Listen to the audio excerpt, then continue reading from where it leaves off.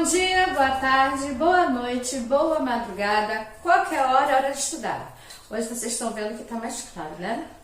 Então, hoje é bom dia ou boa tarde, não é boa madrugada, nem boa noite, tem que brincar um pouquinho, né? Olha só, galera, vamos hoje para a correção de o interlocutor. Nós vamos fazer a proposta, corrigir atividades propostas, certo? E nas atividades propostas tem várias questões do Enem. Vamos lá?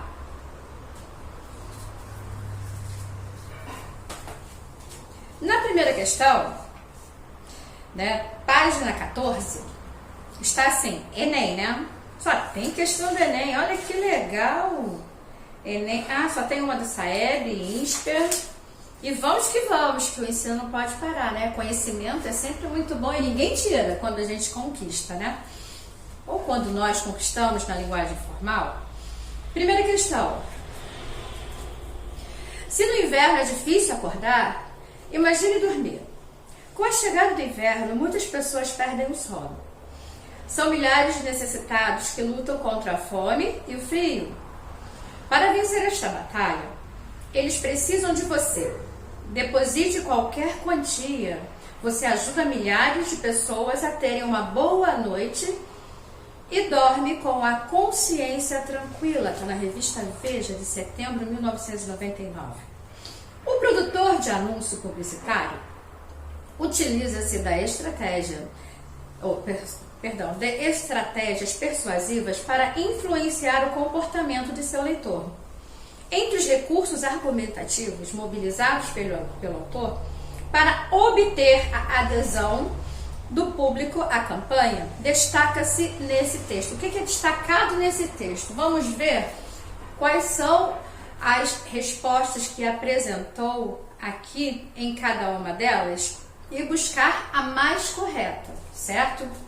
Por que a mais correta? Porque como você não sabe o que é, ou você vai lendo e cancelando porque não tem no texto, eu sempre ensinei a vocês, não é a resposta, risca. Tem dúvida? Coloca um ponto de interrogação. Fechou a dúvida, achou a resposta? Agora você vai lá e você marca. O que não pode nunca é rasurar. Por que eu estou falando isso? É dever de casa, professora. Vai lá, é dever. Eu sei, mas acontece quando você fizer uma prova, você tem que ter como trabalhar o seu tempo, certo? Você tem que organizar o seu tempo. E ele você não pode perder, porque quando você estiver fazendo sua prova do Enem, são muitas questões, e como são muitas, essa é a forma mais prática de você não ter que voltar em uma questão e reler tudo aquilo que você já jogou fora porque não lhe serve. Só retorna para ler o enunciado e as questões, ou a questão, no caso geralmente duas, né? No máximo 3, geralmente são 2, em que você tiver a dúvida, certo? Deixa uma interrogação do lado, até mesmo que você pensou, coloca do lado para você já ter uma ideia de por onde começar, tá? Aí aqui ele colocou, na letra A oposição entre individual e coletivo, trazendo o ideário populista para o anúncio. Bem, não tem, se você parar para analisar aqui, não tem oposição entre o público e a campanha. Ninguém está se opondo. O título é Se o inverno é difícil acordar, imagine dormir. Eu estou falando sobre o tempo. E em todo o seu texto ele fala sobre mas eu estou pensando nos milhares, são milhares de necessitados que lutam contra a fome e o frio. Mas olha só, aqui eles não têm oposição entre o individual e todo um coletivo, certo? E preste atenção que no título eu falo sobre o tempo, ok? Então a oposição não é, letra A não é.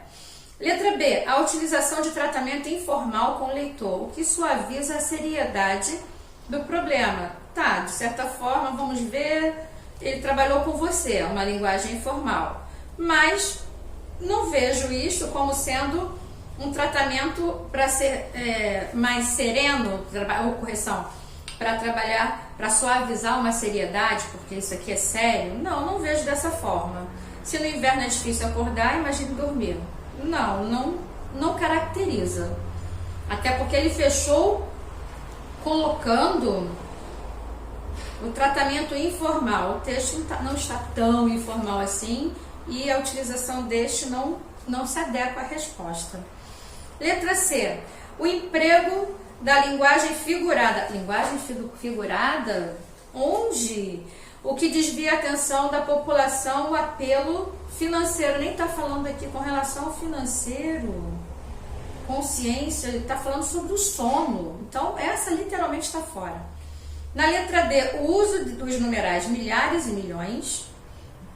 Não vi isso no texto? Ah, tá, são milhares de necessitados.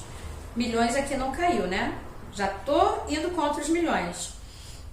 Respondeu pela supervalorização das condições dos necessitados. Claro que não, nem saiu os milhões, aqui estão os milhares. E do mais a mais, ele não tá com a ideia assim, intensa com relação a esses numerais.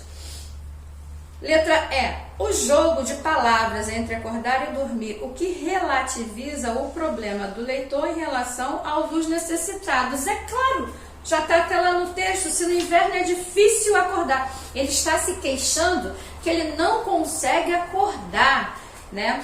Imagina dormir, porque está tão frio, né?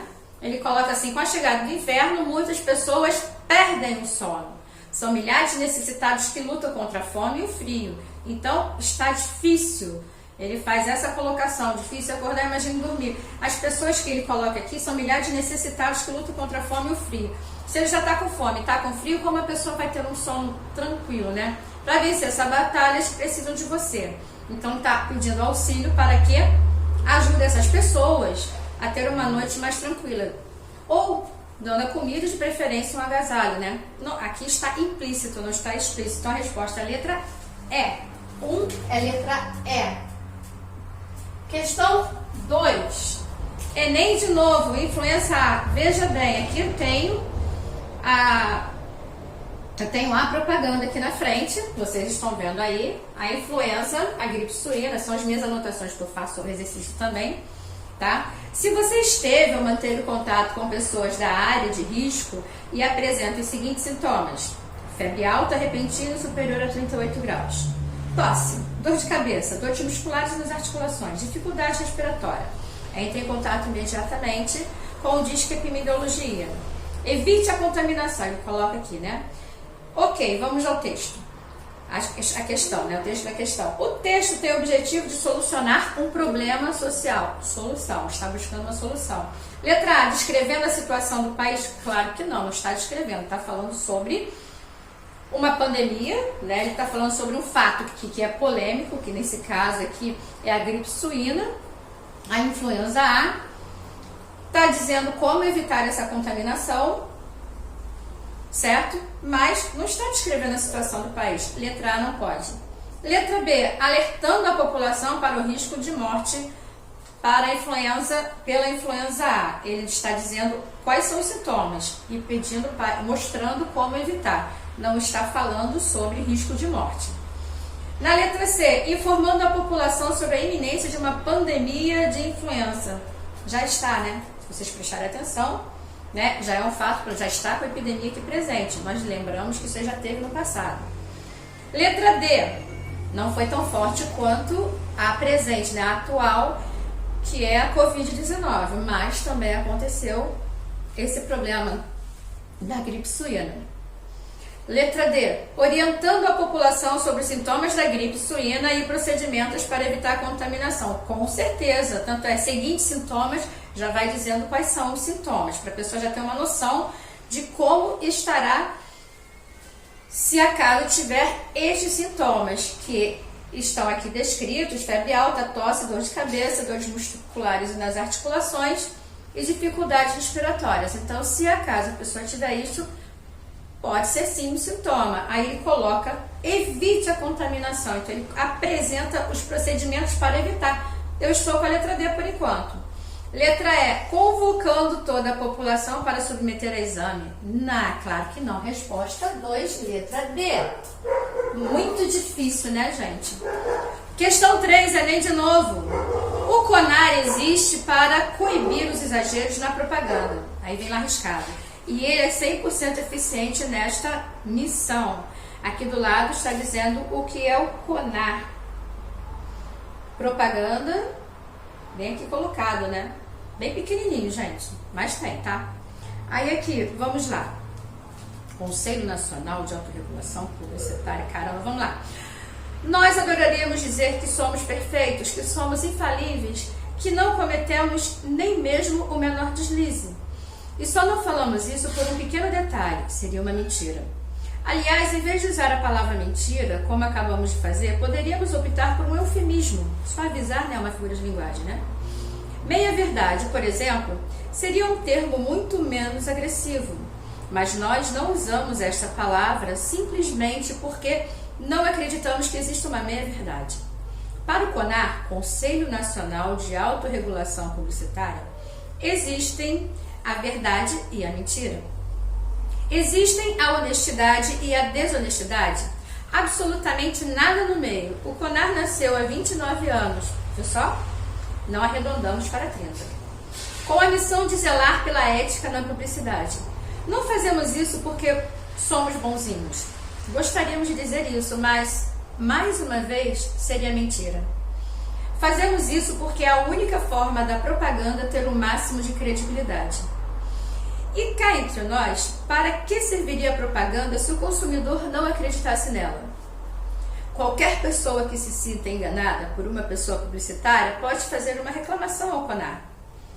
Ele analisa cuidadosamente todas as denúncias e, quando é o caso, aplica punição. Anúncio veiculado na revista Veja. Considerando a autoria e a seleção lexical, palavras, a escolha das palavras desse texto, bem como os argumentos nele mobilizados, constata-se que o objetivo do autor do texto é informar os consumidores em geral sobre a atuação do CONAR. Pode ser sim, porque ele coloca que não existe meia-verdade, ele coloca que no CONAR ele não é bonzinho, ele coloca, e ainda por cima, durante todo o texto, ele faz as suas colocações e dentro dos parênteses ele se coloca como se estivesse conversando com o leitor. Quando ele fala que gostaríamos de dizer isso, tem outro aqui, viu só? Não arredondamos para 30, ou seja, porque ele está apresentando que ele é exato, não existe meio termo. Pode ser a parte de informar, a letra A. Conscientizar publicitários do compromisso ético ao elaborar suas peças publicitárias. Não, porque aqui ele está enfatizando até a ética, né?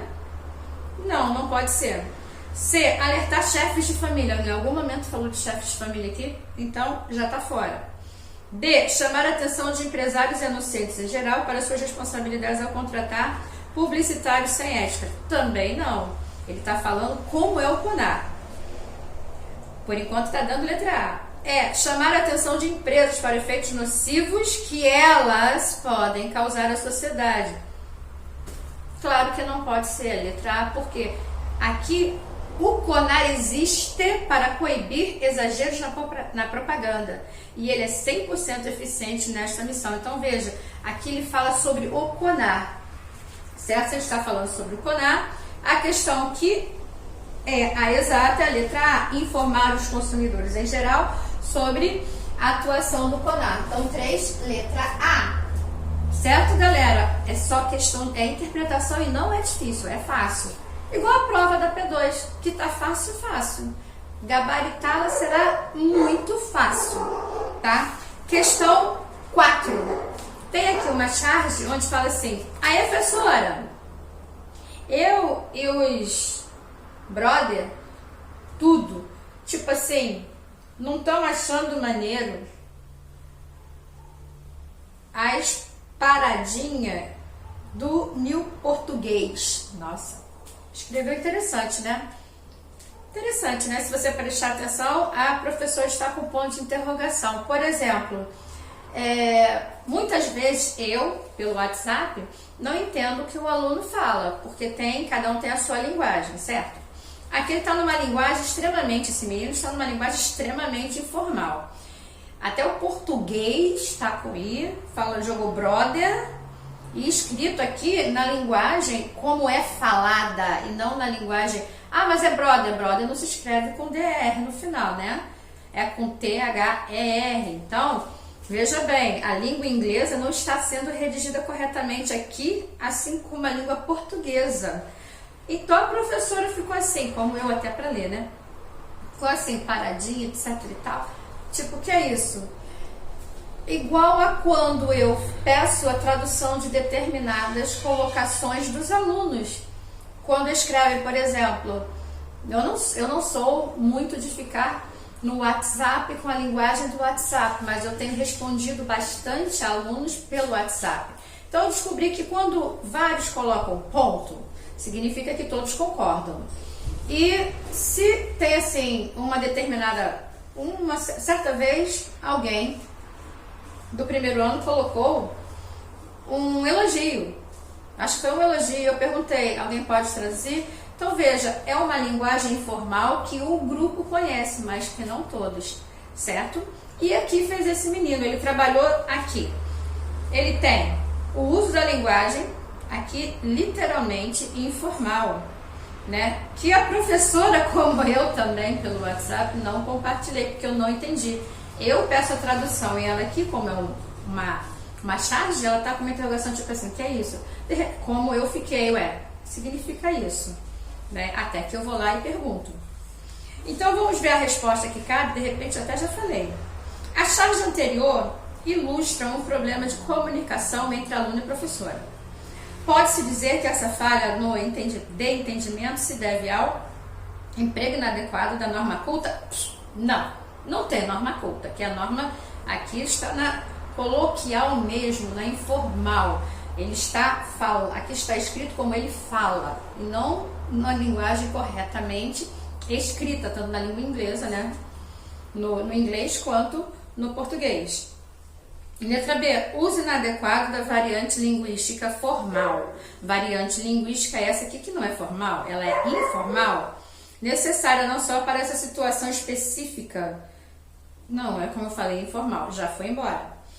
Letra C, uso inadequado do vocabulário. Repleto de erros gráficos e estrangeirismos. Bem, o estrangeirismo aqui está escrito informal. Deixa eu ver. O que torna inviável a comunicação de qualquer... Não, claro que não se torna inviável. A partir do momento que, de repente, entenda partes, torna-se viável. Adequado e inadequado, lembra que eu falei isso com vocês? Mas neste caso aqui, né, coloca aqui uso inadequado do vocabulário, repleto de erros gráficos. Aqui a linguagem dele é aquela falada, então não cabe aqui. Letra D, foi essa que eu falei agora? Letra D, uso inadequado de variedade linguística informal. Tem, não compatível ao estereótipo do falante retratado na charge. É compatível. Então, o não compatível quebrou a resposta. Só o nãozinho estragou a resposta, porque poderia ser a letra D. Letra E, uso inadequado do código linguístico que gera dúvidas de entendimento por parte do interlocutor que não compartilha da mesma variedade de linguagem, por acaso. Então, eu respondi logo no início, quando fiz uma colocação do WhatsApp entre professora e alunos, certo? Então, a resposta é letra E. Independente da charge, no nosso dia a dia, isso é lotado, certo? Na questão 5, Enem de novo. É praticamente impossível imaginarmos nossa vida sem o plástico. Ele está presente em embalagens de alimentos, bebidas e remédios, além de eletrodomésticos, automóveis, etc. Esse uso ocorre devido à sua atoxicidade e à inércia. Isto é, quando em contato com outras substâncias, o plástico não as contamina. Ao contrário, protege o produto embalado. Outras duas grandes vantagens garantem o uso dos plásticos em larga escala. São leves, quase não altera o peso do material embalado. E são 100% recicláveis, fato que, infelizmente, não é aproveitado, visto que em todo o mundo a percentagem de plástico reciclado, quando comparado ao total produzido, ainda é irrelevante. Texto 2. Sacolas plásticas são leves e voam ao vento. Por isso elas entopem esgotos e bueiros, causando enchentes. São encontradas até no estômago de tartarugas marinhas, baleias, focas e golfinhos, mortos por sufocamento. Sacolas plásticas descartáveis são gratuitas para os consumidores, mas têm um custo incalculável para o meio ambiente. Bem, aqui tem as colocações do plástico, né? O segundo texto, ele relata exatamente o que acontece quando se deixa saco plástico largado. E sabendo-se também que ele demora a se desfazer, né, no meio ambiente, causando muitos danos. Vamos ver o que pergunta? Em contraste com o texto 1, no texto 2 são empregadas predominantemente estratégias argumentativas. Argumentativas é o poder da persuasão. No segundo diz o porquê não usar. No primeiro diz é praticamente impossível imaginarmos a nossa vida sem um plástico. Se vocês analisarem, as bolsas são retiradas, mas muito de plástico sim é usado. Se vamos comprar um congelado, está no plástico. Se vamos... O que você imaginar vai ter um plástico. E muitas vezes você não compra sem o plástico, certo? Então ele é necessário. Mas é necessário também que o ser humano tenha consciência de como descartá-lo, certo? Vamos aqui, em contraste em contraste com o texto 1, no texto 2, no texto 1, você tem que analisar o 2 agora, predominantemente estratégias argumentativas que, letra A, atrai o leitor para o meio de previsões para o futuro. Não, ninguém está prevendo, está se falando sobre o que acontece, é presente e futuro, então não é só futuro. Apela à emoção do leitor, mencionando a morte de animais. Não está apelando, é um fato. É fato, não está criando. No texto 3, orienta o leitor a respeito do modo de usar conscientemente as sacolas plásticas. Orientam o leitor a respeito dos modos de usar conscientemente as sacolas plásticas. Não estou falando isso, tanto é que elas voam ao vento. Na D, pequenos detalhes fazem diferença, tá? Intimidam o leitor com as nocivas consequências e o uso indiscriminado das sacolas plásticas. Onde? Não. Letra E, recorrem à informação por meio de constatações, olha o que eu estava falando, para convencer o leitor e evitar o uso de sacolas plásticas. Então ele vai constatando, apresentando. Lembra da dissertação argumentativa, o poder do convencimento? A publicidade também trabalha com isso. Alguns textos trabalham com isso. E aqui, no enunciado, ele coloca estratégias argumentativas, estratégias de convencimento. Se ele pega um argumento de autoridade, o que é um argumento de autoridade? É um argumento que é um fato e que não tem como você abrir precedente para uma segunda interpretação. Então, 2 é fato, não tem segunda interpretação. É isso mesmo que acontece. Então, a resposta, letra E. 5, letra E. Certo? Galera, dúvidas com relação, se vocês acaso não entenderem, porque interpretação tem várias formas de serem analisadas, vocês podem me chamar, que a gente conversa lá no privado, tá? No WhatsApp. 6. Luz sob a porta, Saeb. E sabem que o cara fez? Sabem o que o cara fez? Imagine só, me deu a maior cantada. Lá, gente, na porta da minha casa.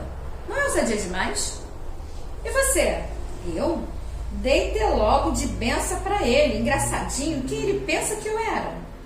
Quem ele pensou que eu era? Que eu fosse. Que eu fosse? Que eu fosse? Quem tá de copo vazio aí? Vê se baixa um pouco essa eletrola. Quer pôr a gente surdo? Gente, desculpa a leitura, mas é uma linguagem tão distante da minha que eu teria que ter lido antes. De novo. Eu li esse texto, né? Mas teria que ter lido de novo para fazer a leitura certa.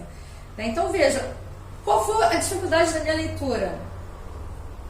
Eletrola deve ser música, né? A dificuldade, e esse texto é de 98. Eu não conheci eletrola, não. Mas, enfim, a dificuldade minha aqui na leitura é porque é um texto onde tem bastante gírias. Quando eu tenho muitas gírias, eu tenho linguagem informal. Como é hábito meu, fica um pouco complicado fazer a leitura, mas não é nada impossível de ser interpretado, tá? Vamos ver o que pede a questão. Provavelmente tem algo a ver com gíria, porque se for é presente, né? Porque é muito óbvio isso. O padrão da linguagem usado no texto sugere que se trata de um falante. Sim, estão conversando, tem diálogo, né? Letra A, escrupuloso no ambiente de trabalho? De jeito algum. Tá pedindo até um copo, eletrola, né? Para pedir daqui pra gente, quer pôr a gente surdo? Então, assim, estão em algum lugar, algum bar, algum restaurante, algo do gênero que tem som alto e tem bebida, qualquer que seja ela, tem bebida. Letra B, ajustado às situações informais? Bem, eu acho que sim, porque tem bastante gírias. Vamos ver se as outras questões estarão de acordo. C, rigoroso na precisão vocabular. Com certeza não tem precisão vocabular, sabe por quê? Porque eu estou lotada de gírias, então eu não tenho precisão nenhuma. Letra D, exato quanto à pronúncia das palavras cruzes, né? Eu consegui pronunciar, não pode. Contrário ao uso das expressões populares. É claro que a letra B. Certo, gente? Dificuldade não, né? 6B. Vou botar pra cá que eu acho que a luz aqui tá batendo, né? Então deixa aqui, 6B. Eu não gosto muito de dar aula durante o dia por causa dos barulhos externos. Eu ouvi que alguém me chamou ali fora. Não sei se vocês conseguiram ouvir. E tem muito barulho de caminhão também. Mas, como à noite, a galera sabe que eu não tô a 100%, né? Na crise alérgica, então eu preferi trabalhar hoje no turno da manhã, que eu acho até que eu tô um pouquinho melhor. Certo, gente? Vamos lá, questão 7. O blá blá blá das empresas, lá do INSPER. O que você entende da frase tal colaborador foi desligado? Antes de pensar que um consultor de sua empresa se mostra desatento ou que um colega que tem contrato temporário não foi dispensado de um projeto, experimente trocar a palavra colaborador por funcionário e desligado por demitido. Captou a mensagem? Cada vez mais, palavras usadas no discurso das empresas, das companhias, correção, seja no trato com o funcionário, cliente ou fornecedor, vêm sendo substituídas por outras, capazes de armazenar o que realmente significam, apontada por especialistas em recursos humanos, chamados de RH, tá? Como uma ferramenta aplicada para manter um bom clima organizacional. Esse vocabulário também é entendido como um reflexo da falta de transparência, gerando imprecisão. Resumo da ópera: se você faz bem 1000 coisas diferentes ao mesmo tempo no trabalho, não adianta reclamar que está sobrecarregado. A empresa provavelmente gosta e considera você um funcionário multifuncional. Interessante, gostei do texto, até porque essa é uma realidade do brasileiro, né? O bom empregado, né, para as grandes empresas ou para qualquer empresa é aquele que é multifuncional. Por quê? Ele poderá trabalhar em vários lugares, ele poderá atuar de diversas maneiras, né? E poderá assumir várias funções ao mesmo tempo, certo? Vamos lá. Esse texto é de 2009. Não vou esperar. O pronome de tratamento você, tal como foi usado no texto. Letra A. Vocês sabem que você é uma linguagem informal, correto? Agora, muitas vezes, por acaso, eu utilizo você em sala ou conversando, até mesmo quando eu estou trabalhando com turma e estou numa plataforma conversando com os alunos, né, online, eu falo você. Eu não falo o nome, eu falo você. Não, você sai, eu falo, não estou dizendo que é você especificamente, é uma forma de falar, é uma forma genérica de se posicionar para todos, certo? Então tem que tomar cuidado, porque é uma linguagem coloquial, é uma linguagem mais próxima das pessoas com quem você pode conversar. Eu, enquanto professora, posso conversar com os meus alunos e falando no você, eu não preciso falar senhor, senhora. Então, é uma forma coloquial e genérica. Eu faço muito uso disso quando estou conversando. E vocês, olha, sabem disso. né? É uma forma genérica, eu não tenho que especificar o aluno ou aluna, é uma forma genérica que vai para todos. Faço isso em sala e faço isso durante a videoaula também. A letra A é uma marca da linguagem coloquial e refere-se genericamente a qualquer pessoa, não apenas aquela que está lendo o texto. Pode ser, estou muito propensa à letra A. Até porque, até mesmo exemplifiquei o que eu faço com vocês durante as aulas. Letra B, por enquanto estou com a A, tá? Vamos ver se as outras estão mais exatas ou erradas. Letra B é uma forma desrespeitosa de se dirigir ao leitor, já que cria uma falsa relação de intimidade. Com certeza não. Em nenhum momento aqui está sendo desrespeitado. E sabemos que a linguagem é coloquial. Até peço para vocês não escreverem a palavra você nos textos. Por quê? Porque é coloquial e seus textos têm que estar na linguagem formal, principalmente na dissertação argumentativa. Você não pode passar nem por perto, é passar muito longe.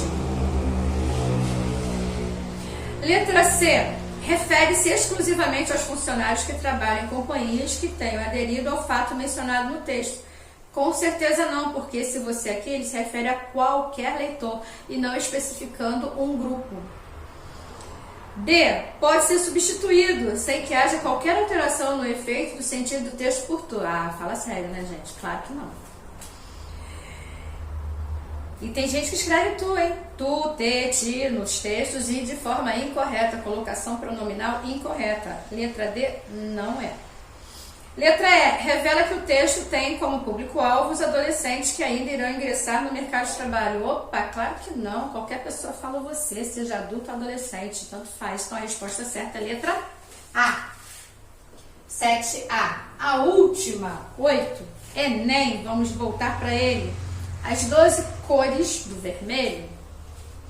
Você volta para casa depois de ter ido jantar com sua amiga dos olhos verdes. Às vezes, quando você sai do escritório, você quer se distrair um pouco. Você não suporta mais seu trabalho de desenhista. Cópias, plantas, réguas, milímetros, nanquim, compasso, 360 de cercado cerco. Antes de dormir, você quer estudar para a prova de História da Arte, mas sua menina menor tem febre e chama você. A mãe dela na sua mão é um peixe sem sol em radiações noturnas. Quentes ondas. Seu marido se aproxima os pés calçados de meias nos chinelos folgados. Ele olha as horas nos 2 relógios do pulso. Ele acusa você de ter ficado fora de casa o dia todo até tarde da noite enquanto a menina ardia em febre. Ponto e ponta. Dor, perfume crescente. Helena Perene Cunha. Texto interessante, né? Porque vocês veem que não tem quase a presença da pontuação, vai direto. E até no início ele coloca vários adjetivos também, sem pontuação nenhuma. Cópias, plantas, réguas, milímetros, nanquim, compasso, 360 e cercado, cerco. Ou cerco, né? Vamos lá. A literatura brasileira contemporânea tem abordado sob diferentes perspectivas questões relacionadas ao universo feminino.